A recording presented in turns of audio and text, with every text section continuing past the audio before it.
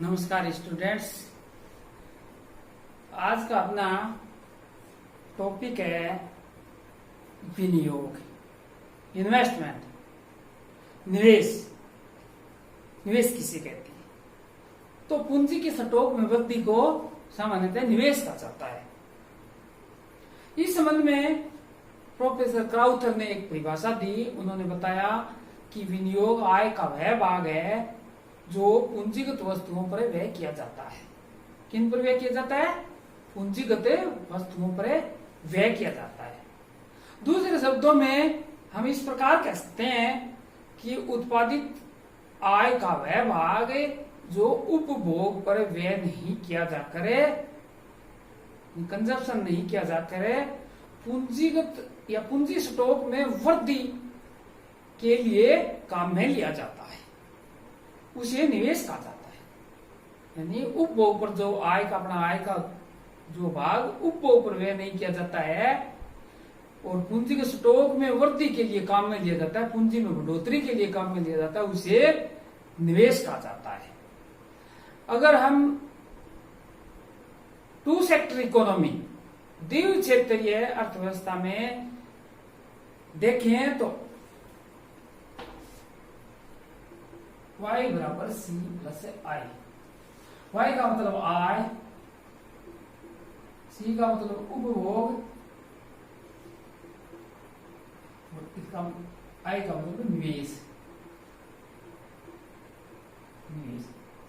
आय क्या होती है अपनी? हम या तो उपभोग करते हैं, कंजप्शन करते हैं आय का, और प्लस या इसको इन्वेस्टमेंट में काम में लिया जाता है। पूंजी के स्टॉक में वृद्धि को, पूंजी के स्टॉक में वृद्धि के लिए काम में लिया जाता है आय का शेष भाग कंजप्शन करने के बाद। अतः निवेश क्या है? आय में से उपभोग घटाने के बाद जो शेष बचता है वह क्या है? निवेश। आ गया समझ में? किन्स ने वास्तविक निवेश को ही महत्वपूर्ण माना, क्योंकि वास्तविक निवेश में वृद्धि से ही देश में उत्पादन, रोजगार तथा आय में वृद्धि होती है। वास्तविक निवेश। अब वास्तविक निवेश के प्रकार कितने मुख्य है, इसका किस प्रकार अध्ययन, कितने भागों में बांटा जाता है, कितनी श्रेणियां हैं, किस प्रकार हम इनका अध्ययन करते हैं। तो पहला होता है कुल निवेश। कुल निवेश, ग्रोस इन्वेस्टमेंट, ग्रोस इन्वेस्टमेंट। ये क्या होता है? ग्रोस। सकल निवेश या कुल निवेश आय, यानी कुल निवेश का अभिप्राय एक दी हुई समयावधि में अर्थव्यवस्था में किए गए वास्तविक निवेश की कुल मात्रा से है। टोटल मात्रा, कुल कितना निवेश किया गया है अर्थव्यवस्था में, वास्तविक निवेश की कुल मात्रा से है। सकल का मतलब है ग्रोस, टोटल, कुल। जो अर्थव्यवस्था की उत्पादन क्षमता में वृद्धि करने तथा पूर्व उत्पादन क्षमता को समान स्तर पर बनाए रखने के लिए मशीनों, उपकरणों की टूट फूट अथवा अचल पूंजी की घिसावट के प्रतिस्थापन के लिए किया गया हो। ठीक है। अब दूसरा है विशुद्ध निवेश।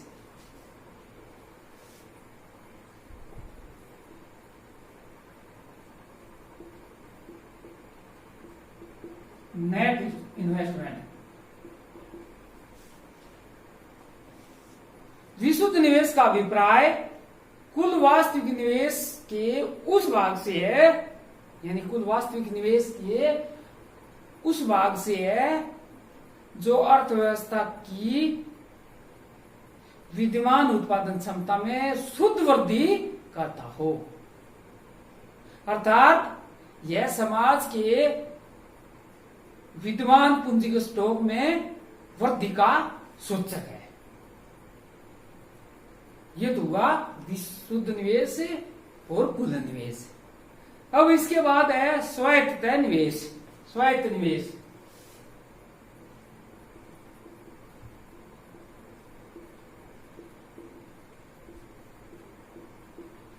ऑटोनोमियस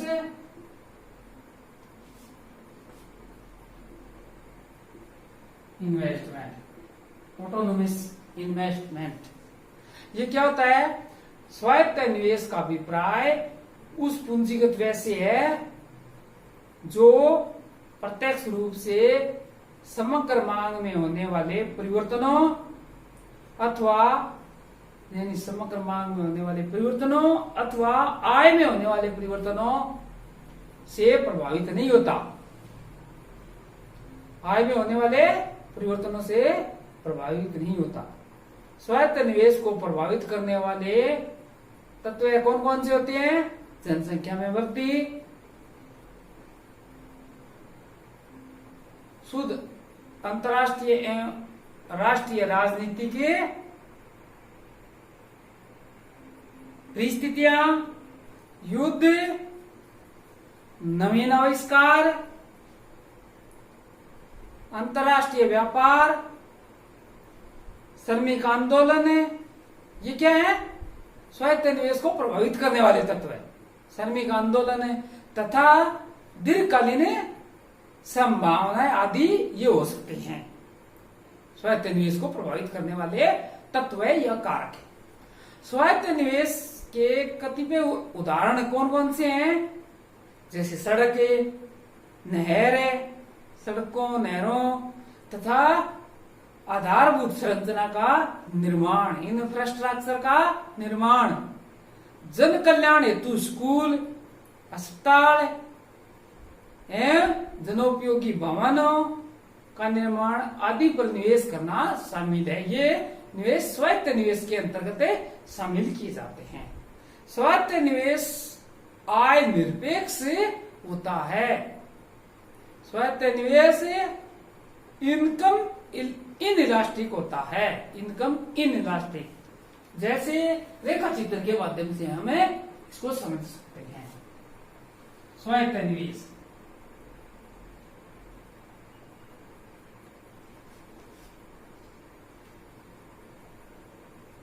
आय, ये स्वायत्त निवेश है।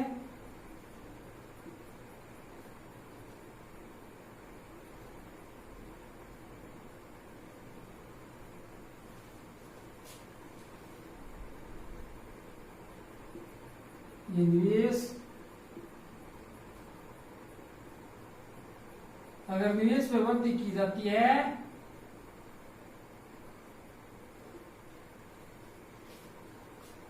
जैसे इस निवेश पर इतनी आय थी हमारी 0/1, और अगर निवेश बढ़ा दिया जाता है तो आय उतनी ही रहती है। स्वायत्त निवेश इनइलास्टिक होता है। ठीक है। अब है प्रेरित निवेश।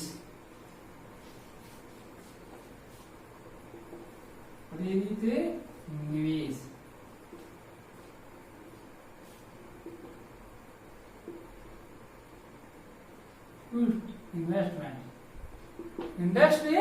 इन्वेस्टमेंट ये क्या होता है? प्रेरित निवेश का अभिप्राय उस निवेश से है जो प्रत्यक्ष रूप से आय अथवा उत्पादन के परिवर्तनों से प्रभावित होता है। क्या समझे? आय तथा उत्पादन के परिवर्तनों से प्रभावित होता है। जब उत्पादन तथा आय के बढ़ने से, यानी उत्पादन बढ़ता है और आय के बढ़ने से समाज के लोगों की खर्च योग्य आय बढ़ जाती है। क्योंकि उत्पादन बढ़ेगा या आय बढ़ने से समाज के लोगों की खर्च योग्य आय बढ़ेगी, और आय बढ़ने से क्या हो जाता है? उपभोग बढ़ जाता है, उपभोग व्यय बढ़ जाता है, वस्तुओं एवं सेवाओं की प्रभावपूर्ण मांग में वृद्धि की पूर्ति हेतु उद्यमी निवेश करने को प्रेरित होते हैं। क्या होते हैं? प्रेरित होते हैं, इसलिए इसको प्रेरित निवेश कहा गया है। कैसे? जैसे उत्पादन एवं अगर आय बढ़ जाती है तो समाज के लोगों की इससे क्या होगी? खर्च योग्य आय बढ़ेगी। खर्च योग्य आय बढ़ने से उपभोग व्यय बढ़ेगा। वस्तुओं और सेवाओं की प्रभावपूर्ण मांग में वृद्धि की पूर्ति हेतु उद्यमी निवेश बढ़ाने को प्रेरित होंगे और आय में वृद्धि के साथ प्रेरित बढ़ने लगते हैं। आय में वृद्धि के साथ क्या होते हैं? प्रेरित निवेश बढ़ने लगते हैं, जबकि आय में कमी के साथ प्रेरित निवेश घटने लगते हैं। निवेश क्या होते हैं? घटने लगते हैं।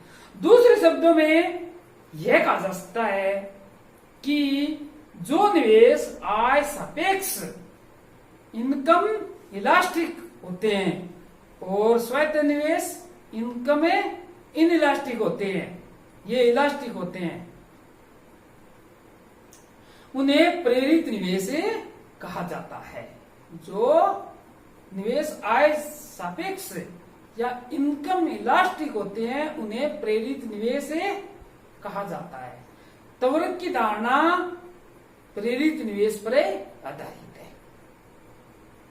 हम इसको भी रेखा चित्र के माध्यम से समझ सकते हैं।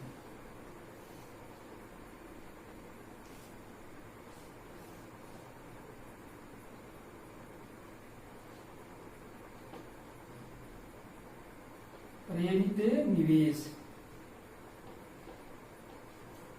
ये आए,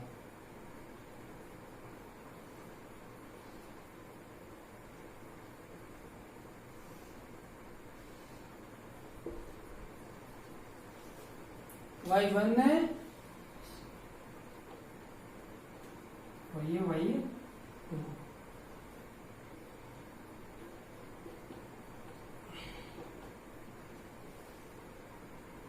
ये निवेश देखा, ये क्या होते हैं? आय के प्रति इलास्टिक होते हैं, यानी आय बढ़ने पर निवेश बढ़ने पर आय बढ़ जाती है और निवेश घटने पर आय घट जाती है। जैसे अगर इसको हम इस प्रकार समझ सकते हैं कि अगर हमारी आय बढ़ती है, आय बढ़ेगी तो खर्च योग्य आय भी बढ़ेगी। खर्च योग्य आय बढ़ने के फलस्वरूप हमारा उपभोग कंजप्शन बढ़ेगा और अगर कंजप्शन उपभोग बढ़ेगा तो क्या हो जाता है? इफेक्टिव डिमांड, प्रभावपूर्ण मांग में पूर्ति के लिए लोग प्रेरित होंगे और प्रेरित होने के फलस्वरूप इसके कारण इसे निवेश में वृद्धि होगी, इसलिए इसे प्रेरित निवेश कहा जाता है। तो आज हमने अध्ययन किया निवेश के बारे में, विनियोग के बारे में। विनियोग क्या है और विनियोग के प्रकार है, जैसे कुल निवेश, विशुद्ध निवेश, स्वायत्त निवेश और प्रेरित निवेश। आज आपने स्टूडेंट ने अच्छी तरह से सुना एवं समझा, इसके लिए आपको धन्यवाद।